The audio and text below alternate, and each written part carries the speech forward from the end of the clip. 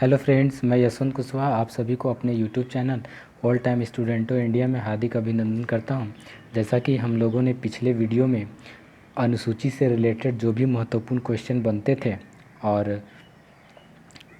विभिन्न प्रतियोगिता परीक्षाओं में जो प्रश्न पूछे गए थे तो उनके संबंध में डिटेल से डिस्कस किया था विथ विश्लेषण के साथ। और आज का जो वीडियो है वो भी कॉन्स्टिट्यूशन से रिलेटेड है, परंतु आज जो हम डिस्कस करने वाले हैं वो संविधान के महत्वपूर्ण भाग के संबंध में डिस्कस करने वाले हैं।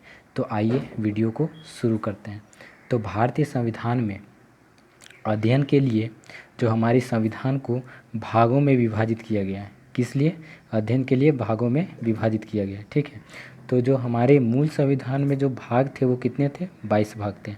वर्तमान में भी 22 भाग ही हैं, परंतु क्या हुआ कि बहुत सारे संविधान संशोधन हुए, तो उस आधार पर 4A 14A इस टाइप से बहुत सारे भागों को ऐड किया गया। ठीक है, तो इस वजह से अगर हम 1 2 3 4 इस टाइप से अगर हम गिनती करेंगे तो वर्तमान में जो है कि कितने भाग हैं गणना की दृष्टि से? तो 25 भाग हैं। ठीक है, तो आइए जो ये 25 भाग है, ठीक है, तो उनमें से जो भी इम्पोर्टेंट है तो इसके बारे में हम लोग डिटेल से डिस्कस करेंगे सीरियल वाइज और सीखने का प्रयास करेंगे। ठीक है, तो आइए इसके संबंध में डिस्कस करते हैं। तो संविधान के प्रमुख भाग एवं विषय वस्तु। ठीक है, तो संविधान के प्रमुख भाग में जो पहला भाग है उसमें क्या वर्णन किया गया है? संघ और उसका राज्य क्षेत्र। ठीक है, तो संघ और राज्य क्षेत्र से तात्पर्य है भारत, जिसमें 28 राज्य हैं एवं 8 केंद्र शासित प्रदेश है। तो उसका जो वर्णन किया है किसमें? अनुच्छेद 1 से लेकर 4 तक, जो कि भाग 1 में उल्लेखित है। ठीक है, तो चलिए अब हम लोग को तो यहाँ पर रहने के लिए जगह मिल गई। ठीक है, अब क्या गारंटी है कि हमें हमेशा यहाँ पर रहने के लिए दिया जाएगा? हो सकता है कि सरकार कभी भी चाहे हम लोग को यहाँ से हटा सकती है। तो हमारे संविधान ने ये व्यवस्था की कि यहाँ के लोगों को क्या प्रदान किया जाए? नागरिकता प्रदान किया जाए। और फिर नागरिकता से संबंधी और भी प्रोविज़न है जो कि संविधान में है। ठीक है, तो उसका वर्णन जो है कि भाग 5 से लेके 11 तक में किया गया है। ठीक है, तो जो जिसका उल्लेख किसमें है? तो भाग 2 में। ठीक है, तो हम लोगों ने इसके बारे में भी डिस्कस किया। अब देखिए हम लोग को तो यहाँ पे नागरिकता मिल गई, अब यहाँ तो कुछ अधिकार चाहिए ताकि हम लोग स्वतंत्र रूप से यहाँ पे जी सके, स्वतंत्र रूप से घूम सके, संघ बना सके।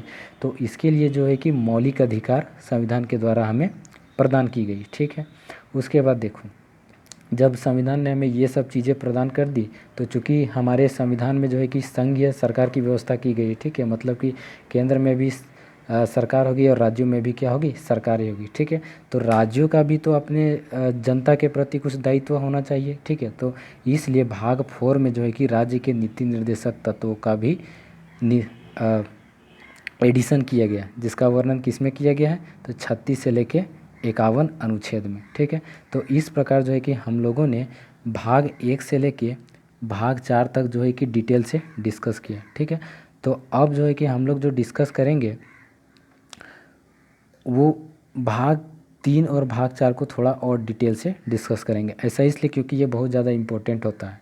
तो जो मौलिक अधिकार है और राज्य के नीति निर्देशक तत्व है, इसके संबंध में जब हमारे भारतीय संविधान का निर्माण हो रहा था तो जो संवैधानिक सलाहकार थे BN राव, तो उन्होंने मौलिक अधिकारों के संबंध में एक व्यवस्था की। ठीक है, तो क्या व्यवस्था की कि जो मौलिक अधिकार हैं उसे 2 कैटेगरी में डिवाइड किया जाना चाहिए, मौलिक अधिकार 1 और मौलिक अधिकार 2। ठीक है, तो मौलिक अधिकार 1 में वैसे अधिकारों को रखा जाना चाहिए जो सरकार अभी देने में सक्षम है। ठीक है, और उसे न्यायालय में परिवर्तनीय माना जा सके, अर्थात न्यायालय में चुनौती दी जा सके अगर उसकी पूर्ति अगर सरकार नहीं करती है तो इस स्थिति में। और दूसरा जो मौलिक अधिकार है उसमें वैसे अधिकारों को सम्मिलित किया जाए जिसे सरकार अभी देने में सक्षम नहीं है और फिर समय आने पर सरकार जो है कि उसे दे सकती है, अर्थात इसे इन अधिकारों को प्रदान करने के लिए राज्यों को सौंपा गया, मतलब यह राज्यों का दायित्व है। ठीक है, तो उनकी जो बातें थी BN राव की, उस बातों को तो मान लिया गया, परंतु क्या हुआ कि जो मौलिक अधिकार जिसे कि खंड 1 में चर्चा की गई है, ठीक है, तो उसमें वैसे अधिकारों को वर्णन किया गया है जैसा कि मैंने आपको बताया जो प्रवर्तनीय हो और जो तुरंत रूप से लागू किया जा सके। ठीक है, तो उसे मौलिक अधिकार के रूप में दर्जा दिया गया। लेकिन जो अधिकार जिसे तुरंत रूप से लागू नहीं किया जा सकता था, सरकार देने में सक्षम नहीं थी, उसे मौलिक अधिकार 2 में नहीं, वर्णन उसे संविधान में तो सम्मिलित किया गया, लेकिन राज्य के नीति निर्देशक तत्वों के नाम से सम्मिलित किया गया, जिसका वर्णन भाग 4 में है और आर्टिकल 36 से लेकर 51। तो उम्मीद है कि आप सभी को भाग 3 और भाग 4 भी पसंद आया होगा। ठीक है, तो चलिए अब जो है कि सरकार ने भी, राज्य सरकार ने भी हमें हमारे मतलब अधिकारों को प्रदान करने के लिए समय समय पर बहुत सारे अधिकार जो है कि हमें दिए हैं। ठीक है, तो अब हमारा भी कुछ दायित्व तो बनता है कि हम भी सरकार को कुछ दें। तो इस स्थिति में जो है कि जब 42वां संविधान संशोधन हुआ तो क्या होता है, 1976 42वां संविधान संशोधन 1976 के दौरान भाग 4A का सृजन किया जाता है, अर्थात संविधान में भाग 4A का एडिशन होता है। उसमें मौलिक कर्तव्य का वर्णन होता है। क्या होता है, मौलिक कर्तव्य का वर्णन होता है। तो मौलिक कर्तव्य में क्या डिस्कशन किया गया है कि हमारा जो कर्तव्य, मतलब जो लोग हैं यहाँ के, उनका कुछ तो कर्तव्य होना चाहिए ना, कि जैसे कि वो झंडा को इधर उधर नहीं फेंक सकते, हमारे राष्ट्रीय झंडा को, राष्ट्रीय गान का अपमान नहीं कर सकते हैं। ठीक है, तो मतलब ये सब उनका कर्तव्य है। ठीक है, और फिर अगर कहीं पे कचरा अगर पड़ा हुआ है तो उनका दायित्व है कि वो साफ़ करवाएं। ठीक है, तो वो जो है कि लोगों का कर्तव्य है, मतलब मौलिक कर्तव्य है। तो इसे भाग क में ऐड किया गया, जो कि अनुच्छेद 51 क में वर्णन है। ठीक है, तो अब आते हैं हम लोग किस खंड में, तो भाग 5 और भाग 6 में। ठीक है, तो इसके बारे में भी हम लोग क्या करते हैं, डिटेल से डिस्कस करते हैं। तो देखिए, भाग 5 और भाग 6 को हम लोग एक साथ याद करें।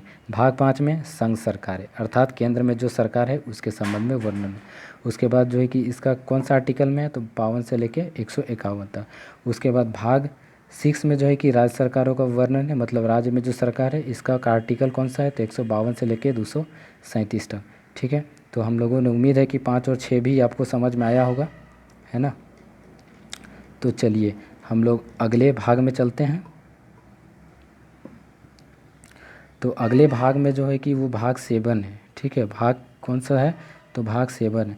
तो भाग 7 में जो है कि निर्सित शब्द को ऐड किया गया है 7वें संविधान संशोधन अधिनियम 1956 के द्वारा। ऐसा इसलिए क्योंकि जब भाग 7 में पहले जो वर्णन किया गया था, जो राज्यों को ग्रुप ए, ग्रुप 2 और फिर ग्रुप सी, इस टाइप में जो है कि डिवाइड किया गया। ठीक है, लेकिन उसे जो है कि निर्सित कर दिया गया, अर्थात समाप्त कर दिया गया 7वें संविधान संशोधन अधिनियम 1956 के था। तो इसे याद करने का जो तरीका है, 7 से भाग 7 और किस संविधान संशोधन, तो 7वें संविधान संशोधन। ठीक है, तो उम्मीद है कि भाग 7 भी आपको समझ में आया होगा। अब चलिए भाग 8 को हम लोग, भाग 8 के बारे में डिस्कस करते हैं। तो भाग 8 में जो वर्णन किया गया है वो किस चीज़ का वर्णन किया गया है, तो संघ और राज्य क्षेत्र, अर्थात जो है कि केंद्र शासित प्रदेश के संबंध में जो है कि इस पर चर्चा की गई है। तो ठीक है, तो और इसका जो आर्टिकल है 239 से लेकर 252 तक है। तो इसके बारे में उतना डिटेल हम डिस्कस नहीं करेंगे, क्योंकि इसमें बस थोड़ा सा इतना ही पढ़ना है। उसके बाद देखिए, अब जो हम डिस्कस करने वाले हैं वो भाग 9 का और भाग 9 ख को जो है कि डिटेल से डिस्कस करेंगे। ठीक है, 9 का और 9 ख। ठीक है, तो आइए जो है कि डिस्कस करते हैं इसके बारे में। तो देखिए, तो भाग 9, ठीक है, भाग 9 में क्या है, इसमें प्रोविज़न है। तो इसमें ये व्यवस्था की गई है कि जो राज्य में क्या होगी, स्थानीय सरकार होगी। स्थानीय सरकार से, सॉरी राज्य नहीं, ग्रामीण स्तर पर क्या होगी, स्थानीय सरकार का गठन किया जाएगा। ठीक है, तो वो क्या होगी, उसका नाम पंचायत है। तो पंचायत का वर्णन भाग 9 में किया गया है। अब पंचायत को कब ऐड किया गया था, 73वें संविधान संशोधन 1992 में, जो इसे संवैधानिक रूप से मान्यता प्रदान की गई। ठीक है, और जो पंचायती राज व्यवस्था जो थी वो कब प्रभावी हुई, तो 24 अप्रैल 1993 से प्रभावी हुई थी। ये भी डेट जो है आप याद कर सकते हो। तो पंचायतों से संबंधित व्यवधान किस भाग में है, तो भाग 9 में। अब इसका आर्टिकल भी हम लोग याद कर लेते हैं, 243 से लेके 243 ओ तक इसका प्रावधान है। ठीक है, तो इस प्रकार जो है कि 9 को भी हम लोगों ने डिस्कस किया। उसके बाद 9 का आता है। ठीक है, तो 9 का में जिस प्रकार 9 में पंचायतें थी, जो कि ग्रामीण स्तर पर स्थानीय स्वशासन की एक इकाई है, मतलब संस्था है। ठीक है, तो उसी प्रकार जो है कि शहरों में भी जो है नगर पालिकाओं का गठन किया जाता है, जो कि नगर स्तर पर, मतलब उस शहर स्तर पर जो भी लोगों के जो छोटे छोटे मुद्दे हैं, ठीक है, जो छोटे छोटे जो समस्याएं हैं, तो उनका समाधान करने में ये सहायता करती है। तो इसको ऐड कब किया गया? तो 74वां संविधान संशोधन अधिनियम 1992 में ऐड किया गया, ठीक है। उसके बाद कब ये प्रभावी हुआ? 1 जून 1993 से। अब इसका जो वर्णन किस आर्टिकल में? 243 से लेकर 243 जी तक है। उम्मीद है ये भी आपको समझ में आया होगा, ठीक है। तो देखिए अब जो हम डिस्कस करेंगे वो 9 का सरकारी समितियाँ। तो सरकारी समितियाँ को हम लोग कोऑपरेटिव कमेटी के नाम से भी जानते हैं, ठीक है। इसमें बहुत सारे सदस्य होते हैं जिनका उद्देश्य जो होता है एक ही होता है, ठीक है। तो अगर देखा जाए कि एग्जाम्पल के तहत अगर हम समझें तो एक कमेटी बना है, ठीक है। तो सबका उद्देश्य एक ही है और उन्होंने पैसा इन्वेस्ट किया और उनसे जो भी लाभ उनको प्राप्त हुआ, ठीक है, तो उन्होंने आपस में बांट लिया। मतलब सबका विकास हो गया। इस तरीके से सरकारी समितियों के माध्यम से सबका विकास हो रहा है, ठीक है। तो इसका वर्णन सरकारी समितियों का वर्णन किस भाग में है? तो 9 ख में है। इसे ऐड किया गया था 97वें संविधान संशोधन अधिनियम 2011 के तहत। कौन से आर्टिकल में है सर? 243 से लेकर 243 तक। उम्मीद है कि आपको जो है कि ये जो स्थानीय स्वशासन है कौन कौन 9 का और जो है कि 9 का इसके संबंध में भी आपको डिटेल से पता चल गया होगा, ठीक है। अब देखिए 9 का तो हम लोग डिस्कस कर लिए। अब आते हैं भाग 10 में। तो भाग 10 में अनुसूचित एवं जनजातीय क्षेत्र के संबंध में चर्चा की गई है, ठीक है। तो अब इसका जो वर्णन है किस अनुच्छेद में किया गया? 244 में, ठीक है। तो अब इसे याद करने का तरीका, हम लोग अनुसूची में पढ़े थे कि जो अनुसूचित जाति एवं अनुसूचित जनजाति का जो प्रशासन एवं नियंत्रण से संबंधित उपबंध किसमें वो किस अनुसूची में किया गया है? तो अनुसूची 5 में किया गया है ना। अनुसूची किसमें? 5 में किया गया है। तो 5 दूनी 10, ठीक है। जैसे 10 हो गया तो भाग 10 में क्या वर्णन है? तो भाग 10 में वर्णन है अनुसूचित एवं अनुसूचित जनजातीय क्षेत्र के संबंध में। तो भाग 5 में अनुसूचित जनजाति एवं अनुसूची 5 में अनुसूचित जनजाति एवं अनुसूचित जनजातियों के प्रशासन एवं नियंत्रण, और भाग 10 में अनुसूचित एवं जनजातीय क्षेत्र के संबंध में, ठीक है। उम्मीद है ये भी आपको समझ में आया होगा, ठीक है। अब आते हैं हम लोग भाग 11 में। भाग 11 में क्या वर्णन किया गया है? संघ एवं राज्यों के बीच संबंध। क्या? संघ एवं राज्यों के बीच संबंध के संबंध में जो है कि डिस्कस की गई है, ठीक है। तो संघ एवं राज्यों के बीच जो संबंध है वो 3 प्रकार के होते हैं, ठीक है। विधायी संबंध, और क्या होता है? एक प्रशासनिक संबंध होता है, और एक जो होता है वित्तीय संबंध होता है, ठीक है। तो जो भाग 11 है ना, भाग 11 और भाग 12 को एक साथ हम लोग याद करेंगे, क्योंकि ऐसा इसलिए क्योंकि जो विधायी संबंध और प्रशासनिक संबंध है वो भाग 11 में है, और जो वित्तीय संबंध है वो कितना में है? भाग 12 में इसका वर्णन किया गया है, ठीक है। तो संघ एवं राज्यों के बीच संबंध भाग 11 में, और इसमें जो विधायी संबंध है वो किस आर्टिकल के तहत है? तो वो जो आर्टिकल है 245 से लेकर 255 तक, और एक आर्टिकल जो प्रशासनिक संबंध है उसका आर्टिकल है 256 से लेकर 263 तक, ठीक है। तो उम्मीद है कि आपको भाग 11 भी समझ में आया होगा, संबंध, ठीक है। अब आता है भाग 12। भाग 12 में क्या है? तो भाग 12 में जो है वित्तीय संबंध में जो है कि चर्चा की गई है केंद्र एवं राज्यों के बीच, ठीक है। और इसका वर्णन है 268 से लेकर 283 तक। अब देखिए इसी के तहत जो है कि क्या किया गया है? वित्त आयोग का गठन 280 में किया गया है। इसका भी वर्णन किस में है? भाग 12 में, ठीक है। अब देखिए हम लोगों ने केंद्र एवं राज्यों के बीच जो है कि प्रशासनिक, विधायी और वित्त संबंधी चर्चा कर ली। अब देखिए अब हम लोग भाग 13 को कैसे याद करते हैं? तो वित्त, केंद्र एवं राज्यों के बीच क्या? वित्त। वित्त से हो गया मतलब पैसे, पैसे से मतलब हो गया मतलब दोनों के बीच क्या हो गया? पैसों का बंटवारा हो गया। अब क्या करेगा कि चलो पैसा हम लोग के पास आ गया, अब हम लोग क्या करते हैं? मिल के व्यापार करते हैं। तो अब जो है कि क्या किया उन्होंने? भाग 13 के तहत भारत के राज्य क्षेत्र के भीतर व्यापार, वाणिज्य और समागम, मतलब पैसा आ गया, अब क्या करेगा उन लोग? व्यापार करेगा। तो व्यापार से रिलेटेड मतलब भारत के राज्य क्षेत्र में व्यापार से रिलेटेड जो भी उपबंध किसमें? भाग 13 में किया गया है, ठीक है। उसके बाद देखिए अब तो व्यापार हो गया। अब एक को ऐसा प्रतीत हुआ कि मेरा जो व्यापार है उसमें मुनाफा नहीं हो रहा है, तो क्यों ना हम प्रशासनिक सेवा की तैयारी करते हैं, मतलब सिविल सर्विसेज की तैयारी करते हैं। तो जो सिविल सर्विसेज की जो तैयारी है, ठीक है, तो उसमें जो भी अधिकारियों की नियुक्ति की जाती है वो संघ और राज्यों के अधीन सेवाओं के तहत यूपीएससी और स्टेट पीसीएस जो एग्ज़ाम कंडक्ट करवाता है उसके तहत की जाती है, ठीक है। तो जो यूपीएससी का जो केंद्रीय स्तर पर एग्ज़ाम कंडक्ट करवाता है, और स्टेट पीसीएस जो है कि राज्य स्तर पर कंडक्ट करवाता है। तो इसका वर्णन है 315 से लेके 323 तक आर्टिकल, है ना। तो अगर पूछ देगा कि संघ और राज्यों के अधिक सेवाएं, तो भाग 14 में इसका वर्णन किया गया है। ठीक है, अब देखिए हम लोगों ने फॉर्म भर लिया, एग्ज़ाम भी दे दिए, परंतु क्या हो रहा है कि नियुक्ति संबंधी जो है कि हमारे समस्याएं आ रही है। ठीक है, तो इसके लिए क्या करेगा संसद, क्या करेगा अधिकरण की स्थापना करेगा जो कि भाग 14 के अंतर्गत है। ठीक है, तो इसे कब जोड़ा गया 42वें संविधान संशोधन अधिनियम 1976 के दौरान जो है कि जोड़ा गया। तो अधिकरण से क्या तात्पर्य है, तो अधिकरण एक जो है कि न्यायिक संस्था होती है जो एक पर्टिकुलर क्षेत्र में जो भी समस्याएं आती है ना, तो उसमें न्याय निर्णयन का काम करती है। ठीक है, तो जैसे अगर एक एग्जाम्पल के तहत अगर हम समझे तो 323 क में जो है कि प्रशासनिक अधिकरण की स्थापना संसद को करने का अधिकार है। उसके तहत अगर प्रशासनिक अधिकारियों की नियुक्ति तथा उसकी सेवा शर्तों संबंधित कोई भी विवाद अगर उत्पन्न होते हैं और कोई भी समस्याएं उत्पन्न होती है, जो प्रशासनिक अधिकरण है जिसका वर्णन किस में किया गया है 323 क में किया गया है। ठीक है, 323 क में जो किया गया है तो उसके तहत जो है कि उसे न्याय प्रदान किया जाएगा। ठीक है, अब 323 ख में और भी अधिकरण है, ठीक है, जो संसद द्वारा स्थापित किए जाते हैं। ठीक है, तो अब हम लोगों ने सिविल सर्वेंट के समस्याओं का भी निदान कर लिया। अब देखिए अब हमें सरकार चलानी है तो निर्वाचन तो करना पड़ेगा। तो निर्वाचन कैसे करेंगे हम भाग 5 के तहत निर्वाचन करेंगे। ठीक है, 324 से लेकर 329 तक इसका वर्णन किया गया है।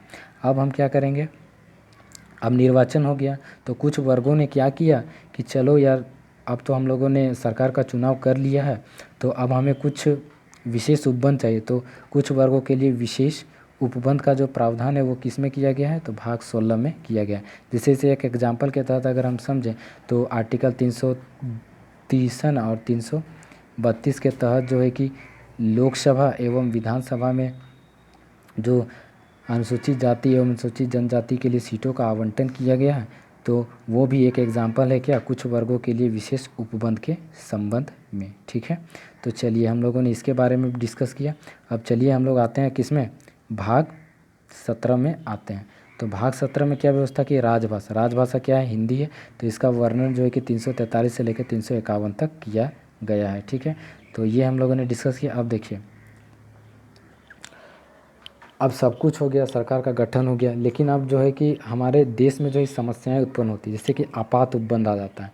तो आपात उपबंध की जो चर्चा की गई है किस में की गई है, भाग 18 में की गई है। ठीक है, और किस आर्टिकल 352 से लेकर 360 तक। ठीक है, अब चलिए हम लोग जो 3 प्रकार के आपातकाल जो लगाए जाते हैं राष्ट्रपति के द्वारा उसके बारे में डिस्कस करते हैं। तो 352 के तहत राष्ट्रीय आपातकाल जो सशस्त्र विद्रोह युद्ध हो गया इससे रिलेटेड है। तो उस दौरान जो है कि जब हमारे देश में अगर अशांति आ जाती है तो राष्ट्रपति जो है कि 352 के तहत राष्ट्रपति शासन लगा देता है। अगर राज्यों में अशांति उत्पन्न हो जाती है तो राज्यों में राष्ट्रपति शासन 356 के तहत, याद कर लीजिए क्योंकि ये बहुत ज़्यादा इंपॉर्टेंट है। और वित्तीय आपातकाल 360 के तहत, मतलब फिनेंशियल प्रॉब्लम अगर आ जाती है देश में तो क्या होता है 360 के तहत जो है कि वित्तीय आपातकाल की घोषणा की जाती है राष्ट्रपति के द्वारा। लेकिन अभी तक ऐसी कोई समस्या नहीं उत्पन्न हुई है हमारे देश में कि वित्तीय आपातकाल की स्थिति झेलनी पड़ी हो। ठीक है, अब आता है कि हम लोगों ने 18 को भी डिस्कस किया। अब 19 को हम लोग डिस्कस करते हैं जिसमें प्रकीर्ण शब्द आता है, विशेषाधिकार शब्द आता है। विशेषाधिकार से तात्पर्य राष्ट्रपति एवं राज्यपाल को जो अधिकार प्रदान किए गए हैं विशेषाधिकार, ठीक है, उसके संबंध में चर्चा की गई है जो कि भाग 19 में की गई है। उम्मीद है ये भी आपको समझ में आया होगा।